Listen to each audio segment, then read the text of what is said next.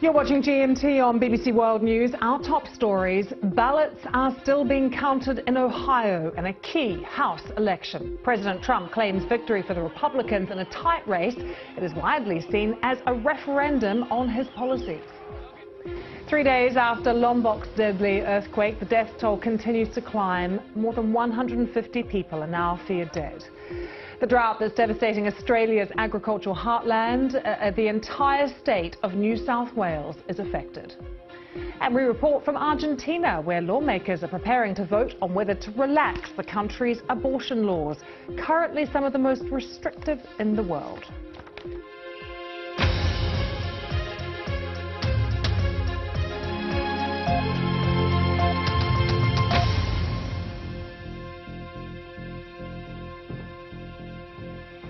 Hello everyone, welcome to GMT. I'm Lucy Hockings. President Trump's Republican Party has suffered a major scare at the polls ahead of crucial midterm elections in November. Its candidate is claiming victory in what should be a safe Midwestern congressional seat, but it's the apparent margin, less than 1%, that represents a big swing in favor of the Democrats. It's Republican Troy Balderson. You can see him here. He's received a large injection of cash from worried Republicans, also a campaign visit from Mr. Trump that helped, says Mr. Trump, to get him over the line. But it's the strong performance of this man, his Democratic rival Danny O'Connor. Now, Mr. O'Connor is yet to concede, but it's another sign that the party has a real chance now of winning the House of Representatives in the autumn. Laura Podesta reports. The special election race between Republican Troy Balderson and Democrat Danny O'Connor in Ohio's 12th district is too close to call. Balderson leads O'Connor by fewer than 2,000 votes, but more than 8,000 provisional and absentee ballots have to be counted, which could trigger a mandatory recount. That didn't stop Balderson from claiming victory. It's time to get to work. Over the next 3 months, I'm going to do everything I can to keep America great again. President Trump handedly won the district in 2016. He put the full weight of his support behind Balderson, going to Ohio over the weekend to campaign for him. Can you believe how close this is? We are in a tie ball game. Regardless of who comes out on top, the two men will face each other again in November's general election. 4 other states held primaries yesterday. In Missouri, Democratic Senator Claire McCaskill will face Attorney General Josh Hawley, a Republican, in what's expected to be a close race. This is a state that voted for President Trump by 20 points. So being independent in this state means standing up to the liberal wing of your party. You guys are all fired up. And in Michigan, the president tweeted that Iraq war veteran John James is a future star of the Republican Party after he won the primary to run against Democratic Senator Debbie Stabenow. Let's take you straight to Laura, who is following things very closely for us from New York. And let's start with Ohio, Laura. How close is it? Where are we at in terms of the counting?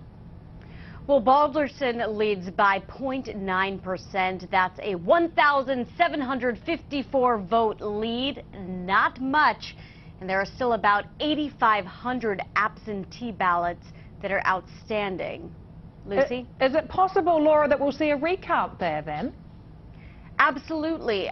It's very possible once we get those absentee and provisional ballots counted, if there isn't enough of a significant lead that he has, there will be a recount. And keep in mind, this is a seat that Republicans held for 3 decades. So for the first time, it has been this close. What about the other primaries? What is happening there, Laura? What are we expecting from them? And how is this all going to play out ahead of the midterms in November?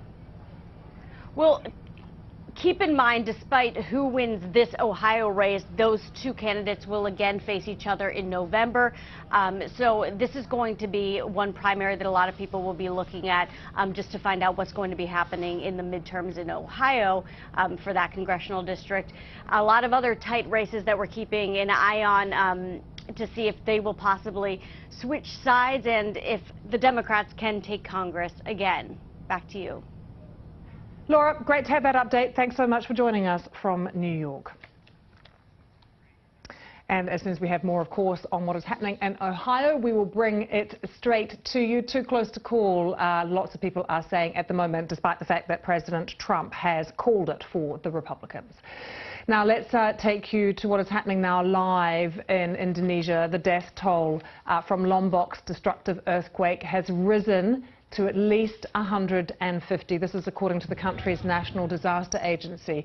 And what you're seeing here is very much the focus now of the rescue effort, which is a mosque where it's feared over 50 people were there worshipping when the quake struck on Sunday. So there's been an ongoing rescue effort there to try and see if there is anyone who could remain trapped in the rubble. You can see just how hard those rescuers are still working there. The army has been involved as well as local volunteers, and it's of course a devastating scene there right across the province. 150,000 people displaced and 80% of homes and businesses destroyed. We have some other pictures for you as well that have just come into us, quite remarkable, that show, as you can see here, boats arriving. Look at that. It does look like paradise, but it's been incredibly difficult for many people trying to leave some of the outlying islands, and all those people there gathered on the beach just desperate to get off those islands and get to safety. There have been real concerns there about aftershocks and other things that could go wrong on the island as they try and deal with the effects of this earthquake. We are expecting the death toll to continue to rise. Let's bring you now some of the day's other news. The remains of a young boy had been found at a remote desert compound in New Mexico. Police made the announcement the day after rescuing 11 malnourished children who were being held at the site. They had originally raided the compound in search of a missing 4-year-old boy. Ivan Duque has been sworn in as the president of Colombia in Bogota. At 42, he is the country's youngest president, and he faces several pressing concerns, including shoring up a shaky peace deal with the FARC rebels. In Venezuela, former police chief says he was behind an operation to launch armed drones over a military rally. President Maduro called it an assassination attempt. Salvatore Lucchese, an anti-government activist, says he organized Saturday's attack with a loose group known as the Resistance. The drones exploded, injuring 7. 6 people have been arrested.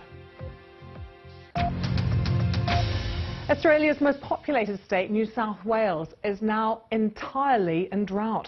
The region produces about a quarter of Australia's agricultural output, but recorded less than 10 millimetres of rain during the month of July.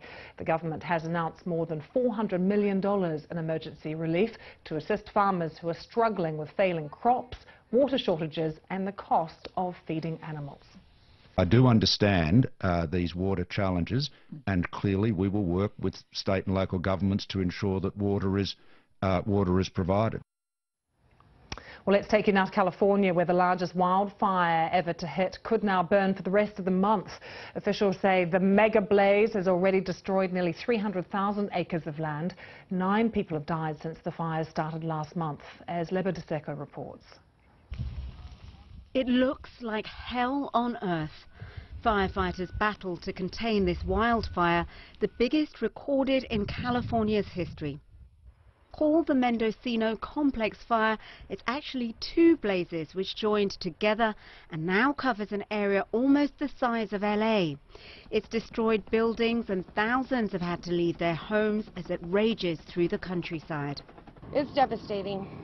It's really devastating to see, and so many people lost their homes in the back. There was 9 homes from what I hear in the back. What can you say? It makes you sick to your stomach. Everything they've worked for all their life gone in a heartbeat. Dry, hot weather along with high winds has allowed the fire to grow in an extraordinary way. It jumped at least 4 creeks and 1 major road over the weekend. Meanwhile, more fires have broken out across the state, where more than a dozen are burning in several counties. The conditions mean something as ordinary as a flat tire can set things off. That's what's thought to have started one fire. A spark from the wheel hitting the road, starting a blaze which is still raging more than 2 weeks later. The president has declared the situation in the state a national emergency.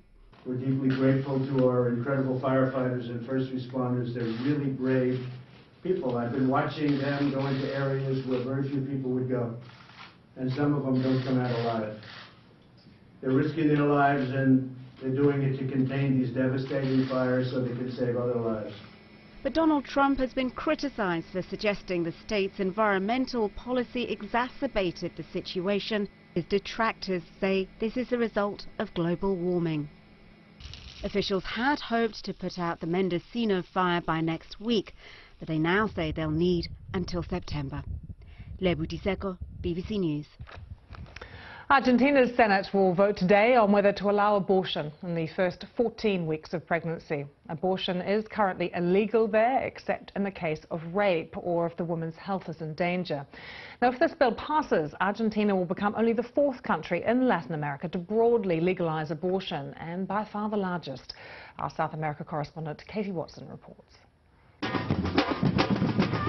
The call for change came from the streets, and the decision is now in the hands of Congress. These women are ready, and they're making sure the politicians can hear them. Campaigners have been fighting to legalise abortion for more than a decade now. They presented the bill to Congress 7 times. We've got nowhere until now. People say the women's rights movement that's become very powerful in the past few years has played a big role in pushing abortion up the political agenda. Argentina's strict laws make criminals out of millions of women, like taxi driver Ada and her 2 daughters, who all had illegal abortions. She now supports women who are looking to end their pregnancies too. Having an abortion isn't traumatic. What is traumatic is having to be a mother when you don't want to be. It generates such desperation. You can understand how a woman ends up grabbing a knitting needle to end her pregnancy. For the past few weeks, she's been helping a friend buy drugs to induce abortion. I mean, this is a massive chat where it's just constantly going back and forth trying to find any pharmacy that has the pills. No success yet. She's got another 4 weeks to keep finding it. Okay. Wow. Wow. Qué difícil, ¿no? Janina is 7 weeks pregnant. The morning after pill failed and she's scared. She's come to a support network to learn how to take abortion pills at home. She doesn't want to be identified because what she's doing is illegal. I feel so unsupported. I'm dodging the law, trying to find a solution. It's not easy. I feel so ashamed to be going around asking pharmacists for the pill.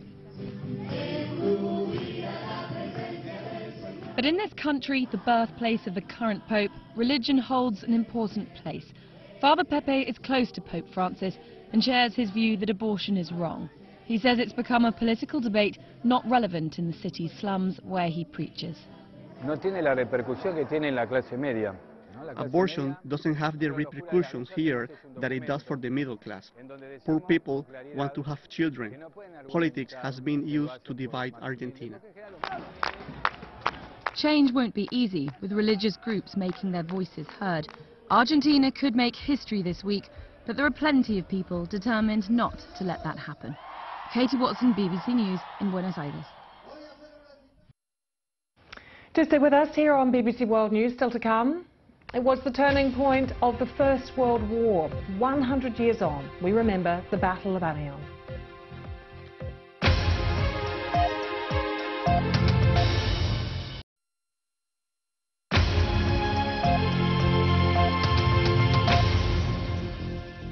Welcome back to GMT. Britain's former Foreign Secretary Boris Johnson is under pressure now from his own party to apologise for an article he wrote in which he said Muslim women wearing the full face veil or niqab looked like letterboxes.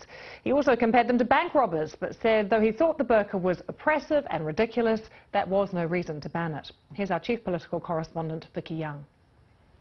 From online abuse to attacks on mosques, crime figures suggest Islamophobia is on the rise in Britain. And the Conservative Party's faced accusations that it's not done enough to deal with incidents in its own party. Now, Boris Johnson's under fire, the Prime Minister backing calls for him to apologise for comments he's made about Muslim face veils. Boris Johnson used language in describing people's appearance that's obviously caused offence. It was the wrong language to use. He should not have used it on the key issue about women's ability to wear the burqa if they choose to do so. That should be a matter for a woman to choose. It was a column in the Telegraph that caused outrage. Mr Johnson wrote, "A total ban is not the answer." But schools should be able to tell students to remove burqas if they turn up looking like a bank robber. And he went further, saying it is absolutely ridiculous that people should choose to go around looking like letterboxes. Baroness Farsi was Britain's first Muslim cabinet minister. For years she's been calling for an inquiry into Islamophobia in the party. She says Mr Johnson's using bigotry to further his political career. To use language like letterboxes and armed robbers and other colourful language to have this debate, it's not about having a serious debate on a serious issue. It's about trying to get airtime and attention on an issue which he knows will resonate with a certain part of the Tory party. What's your message to But Mr Johnson's friends say it's ridiculous that his views are being attacked and difficult issues had to be debated. It was an erudite column with a bit of humour about a pertinent issue, that Denmark have banned the burqa, but Boris doesn't think that's the answer to the issue in our country, and he made his comments. Nothing to apologise for. It's all been blown out of all proportion by those who wish to cause him political damage. Critics say Mr Johnson's comments will harm community cohesion. Some suspect him of being deliberately provocative, ensuring he stays in the limelight after leaving government. Vicky Young there. The former Malaysian Prime Minister Najib Razak has been charged with 3 counts of money laundering linked to a multi-million-dollar corruption scandal. He's accused of having received around $10 million from a state fund into his personal bank account. Mr Najib was arrested in July and has already been charged with breach of trust and abusing his position. He has always denied any guilt and had been cleared by Malaysian authorities while in power. A Japanese medical school has admitted it routinely cut women's entrance test scores for several years while giving extra marks to male candidates. An internal investigation at Tokyo Medical University showed that dozens of male candidates had their test scores raised by a certain number of points. Meanwhile, the marks obtained by female candidates and men who'd failed the test at least 3 times were not raised. Officials at the university have apologized and say they may offer compensation to those affected, but they added that they were unaware of any manipulation of candidates' test scores. Let's have a listen to what the director of the university had to say. A warning for you, there is some flash photography here. We deeply apologize for having inconvenienced and caused so many people pain with such a serious scandal. Society is changing rapidly and we need to respond to that, and any organization that fails to utilize women will grow weak, and we fail to contribute to society. There will be commemorations shortly in northern France for the 100th anniversary of the Battle of Amiens. Prince William and the British Prime Minister Theresa May will take part in a cathedral service in remembrance of the battle that marked the beginning of the end of the First World War. Our correspondent Robert Hall has been looking at why this battle was so important. The tallest cathedral in France, a landmark for 800 years, and familiar to the soldiers who'd been brought here from all over the Western Front for a surprise attack like no other in 4 years of war. By the 7th of August, the plan was ready. This tower was built to commemorate Australian troops, some of whom fought north of Amiens. If you'd stood here on the 8th of August 1918, you would have seen the smoke and flames as Allied artillery destroyed German guns, and you would have heard the rumble of engines as 500 tanks and over 50,000 troops began to move forward through the early morning fog towards enemy positions. By lunchtime on the first day, the Allies had advanced 8 miles into enemy territory, men and machines working together. And yet, after the disastrous losses of previous battles, few men realized that the tide was turning. They expected that it was going to go on. Peter Barton has been examining German interviews with Allied soldiers captured during the battle. There are thousands of prisoners, and they all agree, or 90% of them agree, that it will be the following year, yet again the following year, before the Germans are beaten. They don't see, even at the beginning of October 1918, when the armistice is within touching distance, they don't realise that's going to happen. Commanders on both sides knew differently. The flood of exhausted, demoralised German prisoners spoke volumes. 6 Allied countries under a single commander had changed the course of the war. The significance of Amiens was at the heart of rehearsals for today's commemoration. Its part in the journey to a negotiated peace and the importance of carrying that message to new generations. We shall grow not old, as we that are left grow old. 13-year-old Sydney is joining her father in the cathedral. I think it's important so we understand what sacrifices were made, because I think there's a saying, for our today they gave their tomorrow, and that's an important thing because it's very truthful. And stories from those who were there will reinforce that message.